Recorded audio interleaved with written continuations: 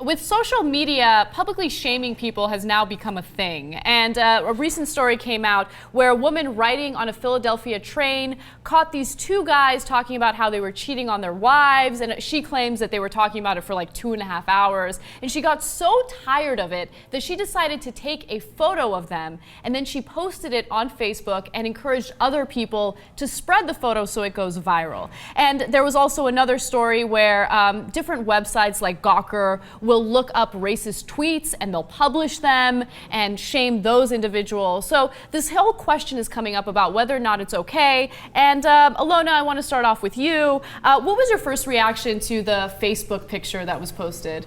Oh, this one is very tricky. It's a very tricky game because part of me wants to say, mind your own business. You know, what do you care? So sure, the government if you see something, say something campaign is working on you, but now it's veering into other people's personal lives. At the same time, you know, these guys, you know, probably should be willing to take responsibility for their actions. If they, you know, if you're getting engaged in something like that, then you have to know that maybe at some point it'll come back to bite you, and that's just called being an adult, is being responsible. But I think that it's dangerous because, you know, overall, I actually like public shaming, but then the type of but the type of responses that you see online, you know, can lead to things like death threats, and people can become very crazy.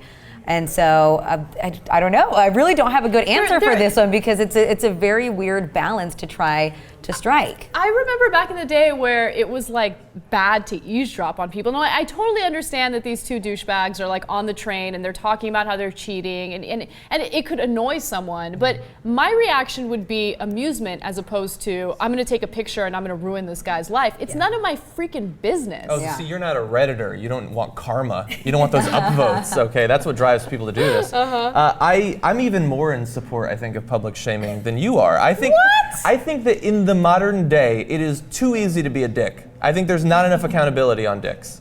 I think that you can, look, if you're cheating on your wife and you're bragging about it in public, you're on public a bad transportation. Person. I get it. I yeah, get yeah, that you're totally, a bad person, and you should be punished. But also, we're really fast before you get in there. One thing that bothers me is when I say something on the internet, now thanks to TYT, it goes out there and I can be held accountable, but people make comments on forums and stuff like that. They can say whatever they want, they can troll, and there's no way to trace it back to them. I look forward to a day on the internet where people are actually held accountable for the things they say, and that's why I support the publishing the tweets, especially because that's public and they knew what they were doing when they tweeted it. John, are those comments bothering you? No. I'm actually, thankfully, people are much nicer than me, mostly because I'm a white male, so they're super easy on me on the internet.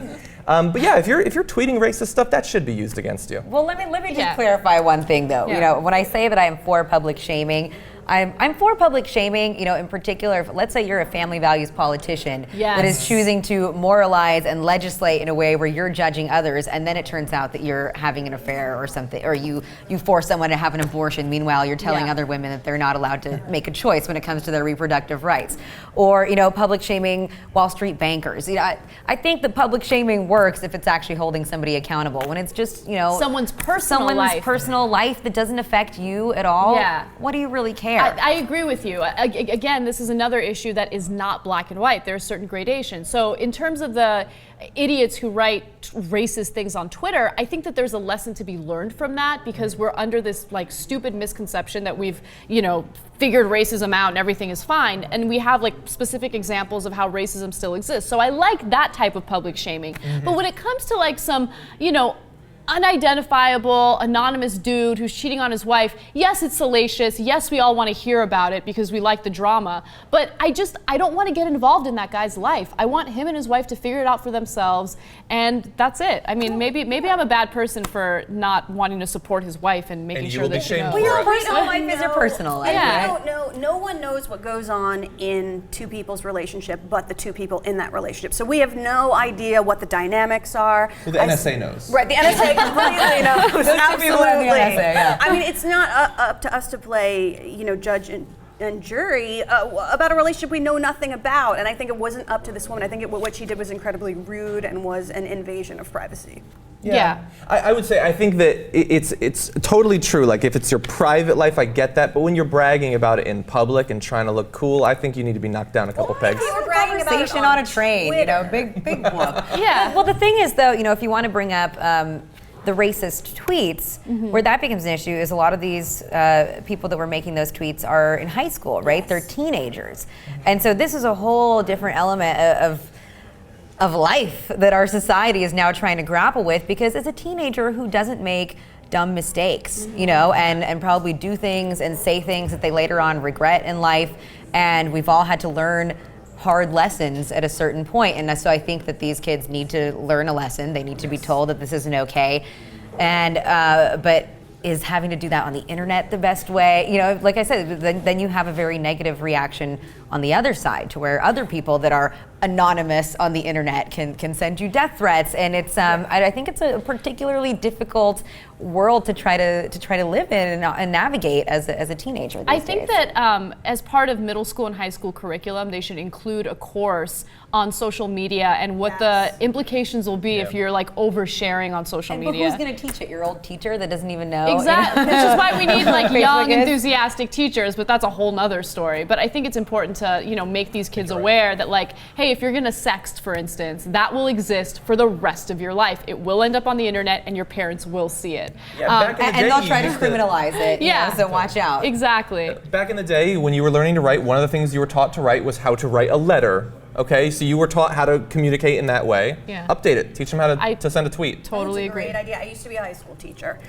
believe it or not. And I think that is a brilliant idea. I think that we need to create funding specifically to teach the children how to use the Twitters. I write for Jezebel, and I believe it was Jezebel that did a story sort of publicly outing and shaming these kids who had written these. It was Jezebel or Gawker, right? Oh, you know what? It was might have been Jezebel. Jezebel. Yeah. I apologize. It was Jezebel. No, it's all part of the Gawker family. Yeah. And I have to say that it disturbed me, because having worked with adolescents, I know how fluid they are and how malleable they are, and what a kid writes one day may not be what he or she believes the next day. And a lot of these kids are going to evolve and change as they have more life experiences. So I actually felt kind of bad for these kids. I don't feel bad for them if they're harassing someone online, but I feel kind of bad for them if they express a stupid opinion and then get pilloried for it and they're 15 years old. All right. Now, what's really ironic, of course, is they say the stupid thing on Twitter and their entire life is destroyed afterward. Amanda Bynes says crazy things on Twitter and she becomes rich and famous. She's a So- hero. Yeah, a hero, yeah, right? she does. No, but the thing She's is, pretty funny though. But these kids shouldn't be. I mean, you shouldn't be kicked out of school, or we have to look at the kind of punishment that actually comes down on them. Right. Maybe they need a talking to, from their parents or from their teacher or their school administrator or something like that. But are you going to punish them in such a way to where that actually affects their school record and their education? Considering the current climate, we'll just send them to prison. Exactly. There you go. That's how we A work. private prison.